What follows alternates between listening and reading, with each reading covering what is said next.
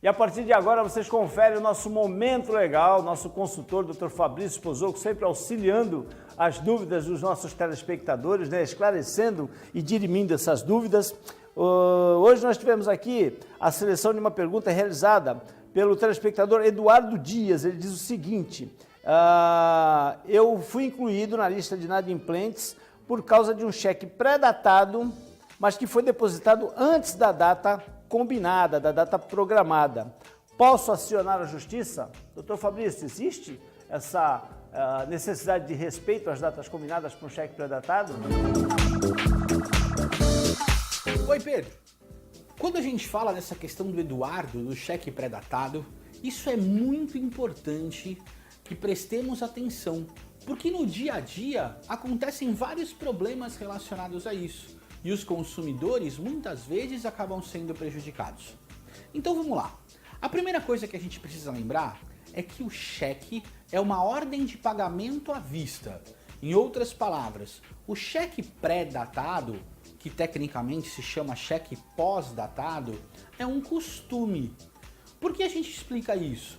Porque simplesmente, se eu receber um cheque que ele seja bom para daqui a 2 meses e eu levá-lo ao banco, o banco pagará o cheque, porque a legislação é clara em dizer que o cheque é uma ordem de pagamento à vista.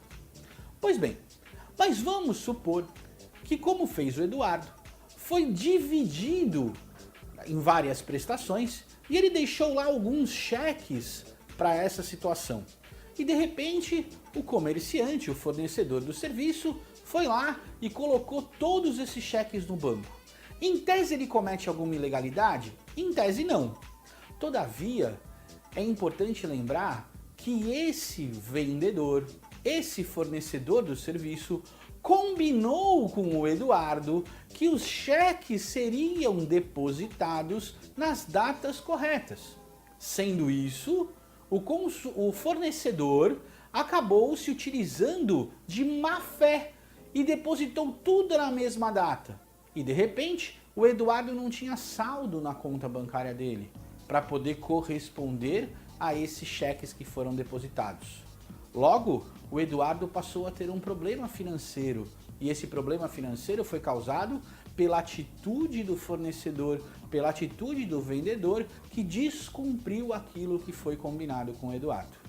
Ora, o direito resguarda essa combinação, esse acordo, esse contrato verbal que foi feito entre o Eduardo e o vendedor, entre o Eduardo e o fornecedor do serviço.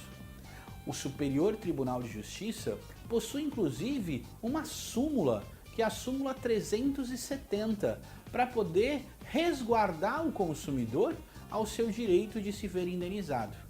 Portanto, caso o Eduardo tenha algum prejuízo, seja ele de ordem material, seja ele de ordem moral, por exemplo, o depósito dos cheques de maneira integral fez com que algumas contas que o Eduardo tinha para pagar, alguns outros compromissos que ele, na verdade, já tinha pago com outros cheques, esses cheques fossem todos devolvidos.